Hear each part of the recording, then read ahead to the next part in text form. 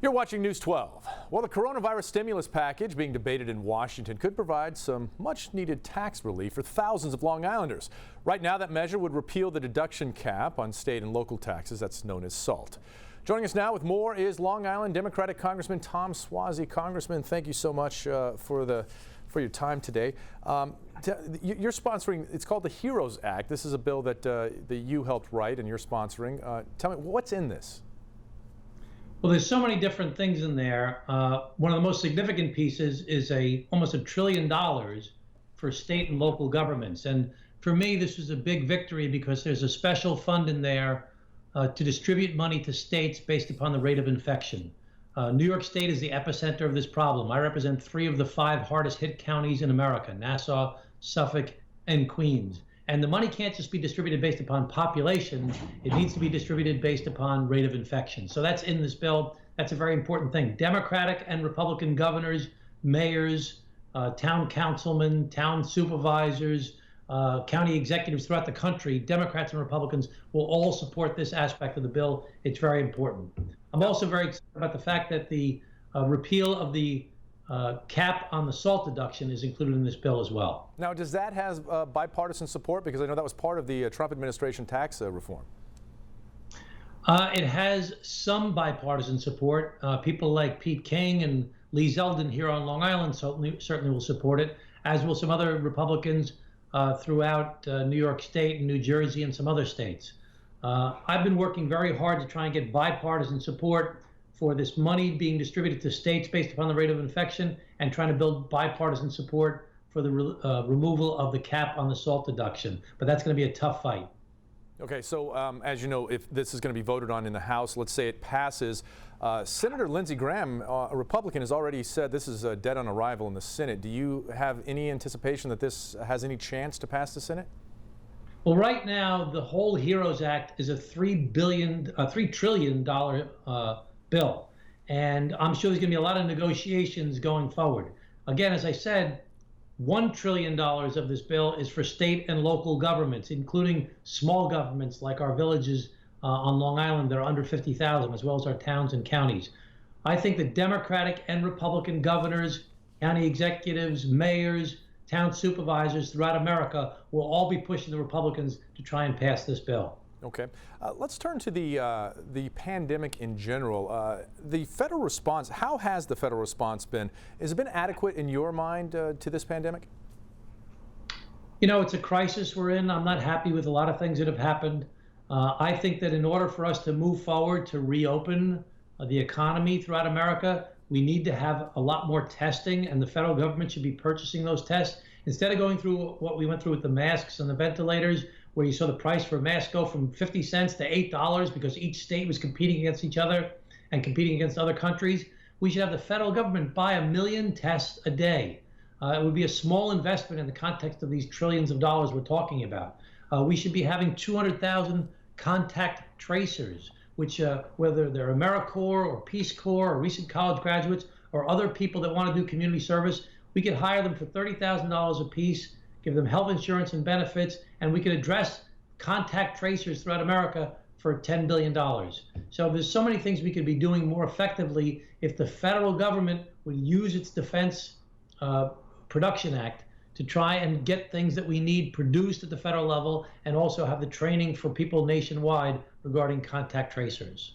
Now, what about our state, New York? Do you feel like New York's response has been adequate during this pandemic? I really think that the governor's done a fantastic job. The real challenge of an executive in a crisis like this is you get a lot of different messages coming in. You've got your healthcare experts over here, the doctors, the Dr. Fauci's of the world, the scientists, all the public health folks over here. On the other side, you've got people pushing for the economy to reopen. You've got the economists and the chambers of commerce and the business owners. These are all legitimate points being made by both sides. The job of a leader is to synthesize all those messages and come out with a plan that is clear and definable and that people can have confidence in, that takes all the good points and puts them together and moves us forward. I think the governor's done a fantastic job of taking all those inputs, balancing them, and trying to push forward with a clear plan. There's a lot of pressure right now to reopen the economy. We all want to see that happen. It has to be done safely, looking out for public health and taking advantage of the science that we know before us. It can't be people with the guns and masks protesting state capitals. It's got to be based upon science and upon public health. And I think that we're going to see more and more pressure to reopen the economy, but do so in a responsible way. Okay, you seem like you're echoing exactly what Governor Cuomo's been saying about opening our economy, in, state, region by region, doing it in a phased-in process. Some states are actually easing their restrictions and have already started to reopen.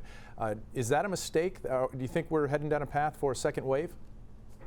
Well, I'm not in a position to judge the other states. I just know that if we reopen the economy and we go into another crisis again, then the stock market will really dive. Then we'll see the economy really fail. Then we'll see people lose confidence, not only in government, but in the private sector as well. So we need to move forward responsibly. I talk to business people every day. They're freaking out that there's no revenue coming in the door. They want to reopen. They're dying to reopen. I talk to people that are unemployed that want to get back to work. I talk to people trying to get their unemployment insurance that the system is so backed up, it's taken forever to get the approvals. I talk to people trying to get their PPP loans. It's a very frustrating, difficult time, but we need to work together. We need to recognize that if we all try and work together, we can move forward and come through this even better and stronger than before. If we operate out of fear and anger and just get mad at each other, we're not going to move forward. We need Democrats, Republicans, everyone to work together, hand in hand, find common ground, and work for the common good. Okay, Congressman, let's talk about the financial side of your HEROES Act and the multiple stimulus acts that have been passed up to this point. We're talking each act, each bill that's been passed, and the bill you're proposing is $3 trillion. Where is all this money coming from? Well, it's all coming from deficit financing. It's going out and borrowing the money. As so many people have said, interest rates have never been lower. Nobody wants to go into this kind of debt. We were in trouble with debt before this whole crisis started. The GOP tax bill put us $2.5 trillion in debt over the next 10 years by itself. We need to do a massive infrastructure project to build roads and bridges and harbors and sewer and water and rebuild schools and broadband. There's so many things we need to do, but we have to, when you talk to the economist, every economist agrees that we need to spend this money to both stimulate the economy, protect people who are unemployed right now through no fault of their own, try and help our businesses to recover and to try and get through this. But there's going to have to be a major conversation in this country, something that hasn't taken place since the Clinton administration. How do we get back to reducing the deficit and getting this country back in good financial shape? Yeah, and you're exactly right. I mean, every economist will say that this is necessary to stimulate the economy, especially now.